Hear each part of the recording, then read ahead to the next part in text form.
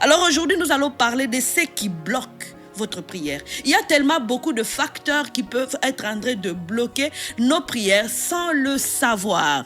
Sans le savoir. Alors, parce qu'on va vous dire, priez, priez, priez, priez, priez. Priez comme ci, priez comme ci. Déclarez, déclarez, déclarez. Mais ça, savoir qu'il y a aussi des choses qui sont en train de travailler contre nous. Que ce n'est pas nécessairement le diable, mais que ce sont les choses qui sont en nous, mais qui deviennent de murs, qui deviennent de blocages contre la prière. Laissez-moi vous amener dans Psaume chapitre 24, verset 3. Il est écrit ceci.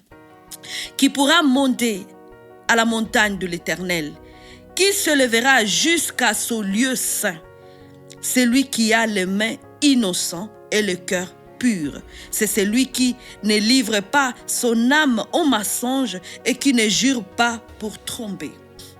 Laissez-moi vous souligner trois choses. On parle de celle qui va monter sur la montagne de l'Éternel, qui va venir dans la présence de Dieu. Celui qui a un cœur pur, celui qui a les mains innocentes, celui qui n'est pas en train de mentir tout le temps.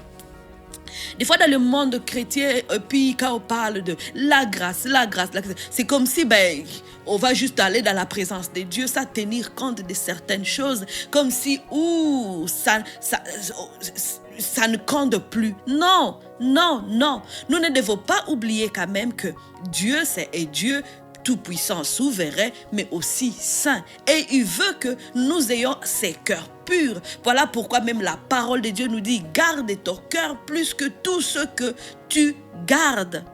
Parce que c'est à l'intérieur de ton cœur que proviennent des sources de vie.